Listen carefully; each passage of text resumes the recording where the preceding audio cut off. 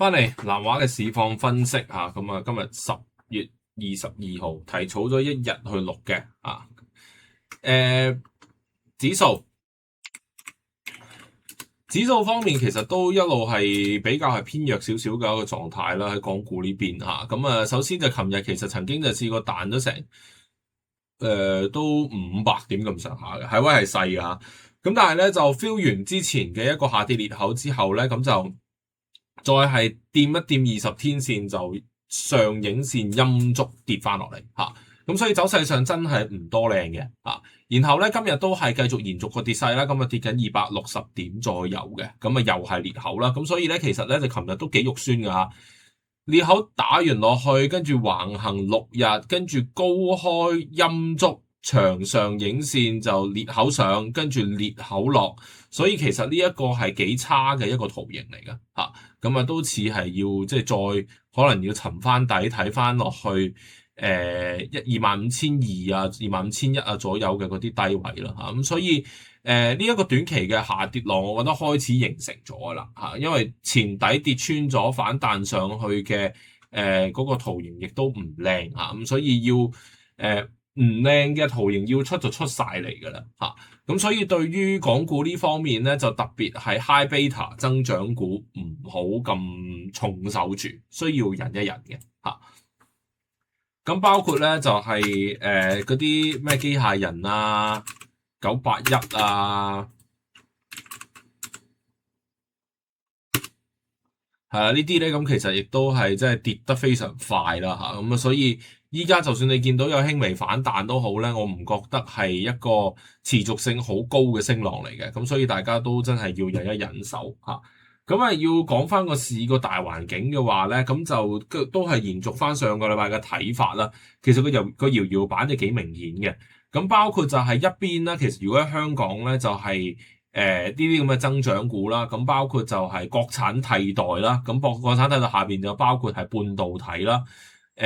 AI 啦，咁 AI 嘅一啲無論係軟件又好，又或者係伺服器都好啦，咁跟住再包括就係自動駕駛啦、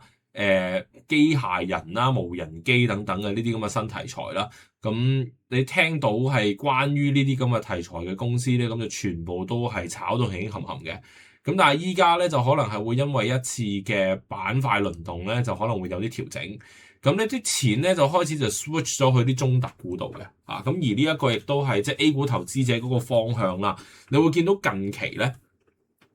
其實啲錢就可能走咗去，譬如係啲2628啊，即係或者啲中資金融股啦，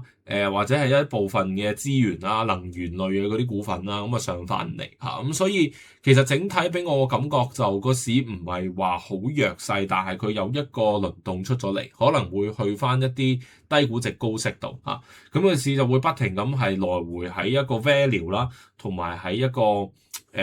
即係增長或者係概念性嘅搖搖板度 switch 嚟 switch 去嚇，咁啊而家係呢個咁嘅感覺。咁然後美股亦都係嘅，咁啊即係一係就 healthcare 啦，或者係啲保守類嘅股份啦，一係就去咗啲科技啊、增長啊、即係 crypto 啊咁樣。咁所以而家咧就好似係兩邊嘅股市都係有啲 switch 去一個比較保守嘅嘅 appetite 嗰邊嘅嚇。咁所以對於成個港股咧，我覺得指數都需要調整。咁然後咧，如果係要揸股份嘅話咧，短期嚟講應該係會有利啲高息股嚇咁嘅一個睇法。咁而呢個現象，我諗就應該係可能會延續多直到可能係去到年尾都唔出奇嘅嚇。咁啊呢件事，咁所以我就唔係特別去覺得呢段時間喺港股應該去加好多倉，特別就係買嗰啲咁樣嘅即係增長股啦。咁我哋 go through 下一啲大型嘅股份啦嚇，咁9988呢啲咧就肯定係會比較受到拖累㗎啦。咁因為佢本身就係即係賭 AI 嘅成分幾大啦，咁所以你會見到其實佢之前一跌嘅時候咧，佢嗰個跌幅亦都唔細嘅，咁亦都係會跟埋一啲即係晶片啊、一啲好概念性嘅嗰啲股份去跌嚇。咁而700咧，相對個圖形咧都唔係話特別靚，但係因為佢之前累積嘅升幅相對會少啲啦嚇，咁所以你會見到佢今次嘅調整嘅力度亦都係輕手啲嘅嚇，咁啊10%少冇添啊，咁啊相對唔係咁多嘅一一個調整。咁我就會認同係，如果即係呢一個牛市係未完嘅，純粹係一個調整一個板塊輪動嘅話咧，咁騰訊都仍然係一間好好嘅公司，咁大家係喺低位絕對需要去注意嘅嚇。咁啊，其他啦，咁啊3690呢啲就不宜沾手啦嚇，咁繼續都係即係比較弱勢啦。咁但係要注意就係，你會見到個指數走弱嘅時候咧，佢嗰個跌幅係相對減慢咗嘅。咁唔係話買，絕對唔應該買呢隻股份添。咁但係嗰個跌幅開始收窄嘅時候，亦都係即係預示住俾大家聽，可能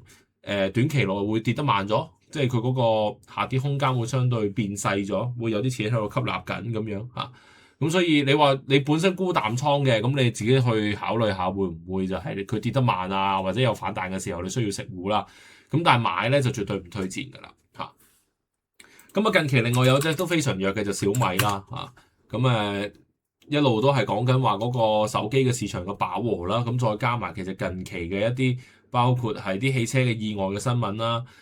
又或者係佢哋即係蘋果啊各方面嘅嗰啲新聞咧，其實亦都唔係話特別好啊，咁所以對於小米嚟講咧，都有些少打擊嚇。咁我覺得個調整都係必然嘅，因為小米估值太貴啦啊。咁呢啲位置跌下其實係幾應份嘅嚇。咁所以對於即係港股嘅睇法大概就咁樣啦。咁啊大家可以即係反而如果你話就算短炒長揸冇所謂啦嚇，睇翻啲中特股啦即係譬如神華啊呢啲咁啊非常之高息啦，咁啊甚至你話譬如係海油啊、中石油啊嗰啲，咁其實嗰個息率又高之餘，其實近期就好強勢嘅，咁就857係想繼續破上去嘅感覺嚇，咁啊大家留意下啦嚇。好，咁啊講兩句美股啊，琴日就開咗個 Netflix 嘅業績啦嚇，咁銷售增長就相對慢咗，咁然後咧嗰個嘅 guidance 亦都唔係太好，咁啊對咗落嚟嚇，咁Netflix 都本身係一間非常之強勢嘅公司嚟㗎啦，咁但係即係而家一個咁樣嘅情況下，可能大家去擔心佢未來嘅增長會放慢啫，咁但係就唔代表間公司嘅基本面有啲咩太大嘅變化嘅，咁所以譬如你話跌緊，即係有機會調整10-20%咧，咁我會覺得可能係一個幾好嘅買入機會啦，咁但係而家就唔會去理住啦嚇。咁然後咧就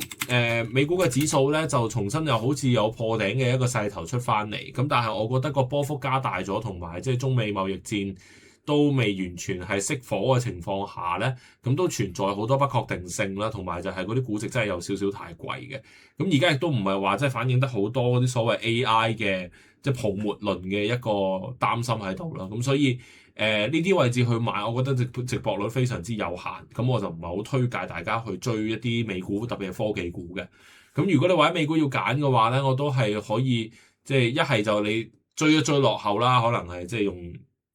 一啲嘅方式去即係做風險管理啦。一係你可能去睇下一啲 healthcare 類型嘅股份，咁嗰個波幅就會細啲啲啦嚇。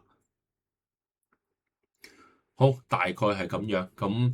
呢個禮拜就講到呢度，咁啊，我哋呢排啦都要持盈保泰嘅啦，相對係要小心啲嘅啦嚇，唔好咁即係衝動啦，去即係話我跌咗一回啦，可以去買貨啦咁樣啦嚇，咁啊小心啲去操盤，咁啊做翻多些少風險管理嚇，我哋下個禮拜再見，申報翻冇持有上述股份嘅，拜拜。